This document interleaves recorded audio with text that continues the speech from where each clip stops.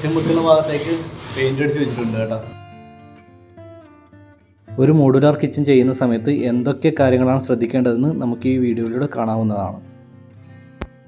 ഈ ഒരു ഭാഗത്ത് ടൈലാണ് വരുന്നത്, അതുകൊണ്ടാണ് അവിടെ പെയിൻറ് ചെയ്യാതിരിക്കുന്നത്. ബാക്കിയുള്ള കൗണ്ടർ വരുന്ന ഭാഗം കാണുകയില്ലെങ്കിൽ കൂടി അവിടെ 2 കോട്ടെങ്കിലും പെയിൻറ് ചെയ്യാറുണ്ട്. ക്യാബിൻ്റെ പുറകുവശം കൃത്യമായ രീതിയിൽ തന്നെ എഡ്ജ് ബാൻഡ് ചെയ്തിരിക്കണം. അതല്ലാത്ത പക്ഷം കട്ടിംഗ് ഉള്ള ഭാഗത്ത് ഈർപ്പമോ ചെതലോ കയറാനുള്ള സാധ്യത കൂടുതലാണ്. പെയിൻറ്റിങ് ചെയ്യുന്നതിന് മുമ്പേ ശ്രദ്ധിക്കേണ്ട കാര്യം എന്താണെന്ന് വെച്ചാൽ, നമ്മൾ പുറം ചുമരിലോ അല്ലെങ്കിൽ ഈർപ്പം തങ്ങി നിൽക്കാൻ സാധ്യതയുള്ള ഏരിയയിലോ ആണ് ക്യാബിൻ വയ്ക്കുന്നതെങ്കിൽ അതിൻ്റെ ചുമര് കൃത്യമായ രീതിയിൽ തന്നെ വാട്ടർ പ്രൂഫിങ് ചെയ്തതിന് ശേഷം മാത്രമേ ക്യാബിൻ വെക്കാൻ പാടുള്ളൂ.